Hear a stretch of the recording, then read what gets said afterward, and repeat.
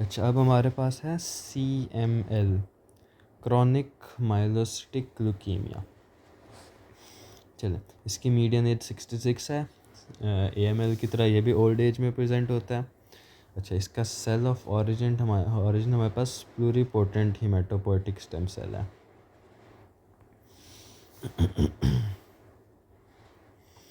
इसलिए इसकी कुछ फॉर्म्स में, क्योंकि ये बहुत शुरू से शुरू हो रहा है, हमारे पास लिम्फोब्लास्ट्स भी शो हो सकते हैं, लिम्फोसाइट्स भी शो हो सकते हैं। लिम्फोसाइट्स भी इंक्रीज़ हमें मिल सकते हैं ल्यूकीमिया में, क्योंकि ये प्लूरिपोटेंट स्टेम सेल से शुरू हो रहा है, ना कि माइलॉइड सीरीज़ के शुरू से। अच्छा, अब इसमें जो मेन हमारे पास क्रोमोसोमल एबरेशन होती है, फिलाडेल्फिया क्रोमोसोम होता है। ये AML की एक टाइप में भी हमारे ALL की एक टाइप में भी हमारे पास दिखता है, मगर ये जो फीचर है वो हमारे पास CML का है मेनली। चलें, ट्रांसलोकेशन 922 होती है, उसकी वजह से हमारे पास दो प्रोटीन्स के जीन्स BCR और ABL, इनके जीन हमारे पास फ्यूज़ कर जाते हैं, तो हमारे पास एक फ्यूजन प्रोटीन बनती है, BCR ABL फ्यूजन प्रोटीन। अच्छा, अब ये प्रोटीन क्या करती है, फ्यूजन प्रोटीन के इन 3 पाथवेज़ को एक्टिवेट कर देती है, विदाउट एनी एक्सटर्नल सिग्नल इनको एक्टिवेट कर देती है। इसका मैकेनिज़्म कुछ ऐसा है कि ABL इनको तब एक्टिवेट करता था जब ये डाइमराइज होता था। ये डाइमराइज तब होता था जब इसके पास इसके रिसेप्टर पे कोई लाइगेंड आके बाइंड करता था, मगर जब ये BCR के साथ कंबाइन हो गया तो BCR एक ऐसी प्रोटीन है जो ऑटोमेटिकली डाइमराइज करती है। ये डाइमराइज करती है क्योंकि इसका ये फ्यूज़ हुआ हुआ है, ये भी डाइमराइज कर जाता है और फिर ये सबको एक्टिवेट कर देता है। अब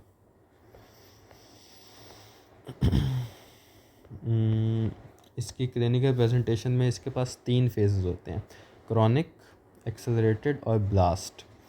1 2 3 इसी तरतीब में ये जाते हैं। सबसे पहले हमारे पास क्रॉनिक फेज़ होता है, इसमें हमारे पास सिर्फ एक सिग्निफिकेंट फाइंडिंग होती है, एनलार्ज्ड स्प्लीन। ये क्रॉनिक फेज़ की सबसे सिग्निफिकेंट फाइंडिंग होती है।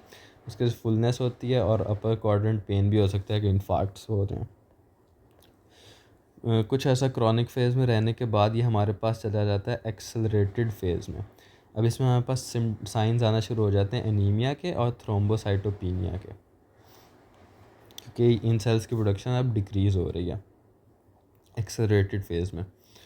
ठीक है, एक्सेलरेटेड फेज़ के बाद हमारे पास आता है ब्लास्ट क्राइसिस। अब इसमें ये behave same as AML, same वही फीचर्स हमें मिलेंगे जो AML में मिलते हैं। This occurs 6 to 12 months after the accelerated phase, और 50% पेशेंट्स में ये डायरेक्ट क्रॉनिक फेज से जंप करता है हमारे पास ब्लास्ट क्राइसिस में। जैसे पहले बताया था, क्योंकि haematopoietic stem cell pluripotent stem cell से है, इससे इसमें लिम्फॉइड सेल्स भी हमें ज़्यादा मिलेंगे और माइलॉइड भी ज़्यादा मिलेंगे।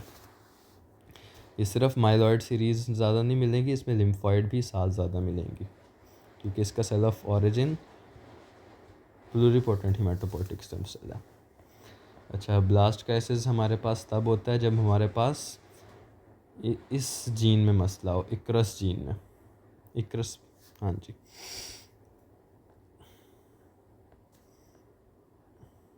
अब इसकी ट्रीटमेंट में हम BCR ABL इनहिबिटर्स देते हैं, क्योंकि यही मेन पैथोजेनिक प्रोटीन हमारे पास बन रही है। अगर ये काम ना करे तो उसके हम सेकंड लाइन पे second and third generation tyrosine kinase inhibitors देते हैं। अगर कुछ काम ना करे तो ट्रांसप्लांटेशन। अच्छा, अब इसकी मॉर्फोलॉजी ये है हमारी रॉबिन्स की फ़ोटो। अब आप इसमें देख सकते हैं कि ये ब्लड स्मेयर है, इसमें हमारे पास ल्यूकोसाइटोसिस है ग्रेटर देन 100,000 सेल्स पर माइक्रोलीटर।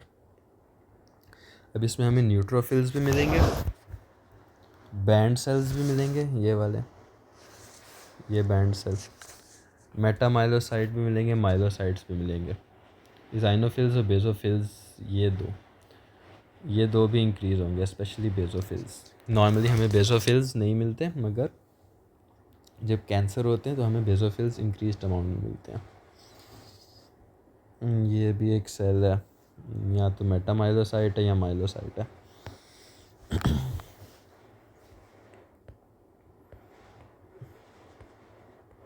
उसके अलावा स्प्लीन एनलार्ज्ड होती है, पहले भी जिक्र आ चुका है।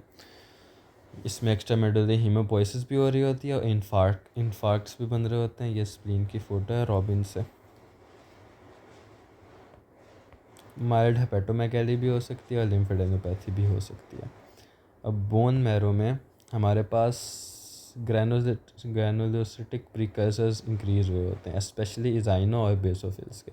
नॉर्मली क्योंकि बहुत कम होते हैं, इसलिए जब इंक्रीज़ होते हैं तो इन्हें डिटेक्ट करना आसान हो जाता है।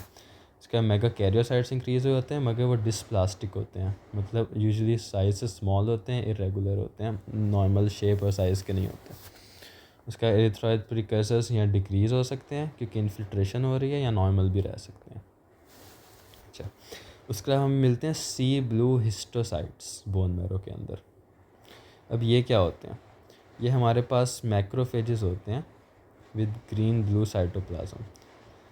ये हमें मिलेंगे बोन मैरो के अंदर।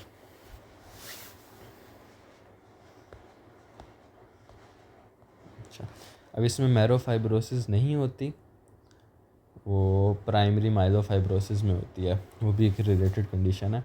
लेकिन रेटिकुलिन प्रोटीन है, उसकी डेपोजिशन हमारे पास बोन मैरो में ज़्यादा हो जाती है। और यही था CML। इसमें मेन चीज़ जो हमारे पास है वो BCR-ABL फ्यूजन प्रोटीन है और फिलाडेल्फिया क्रोमोसोम है।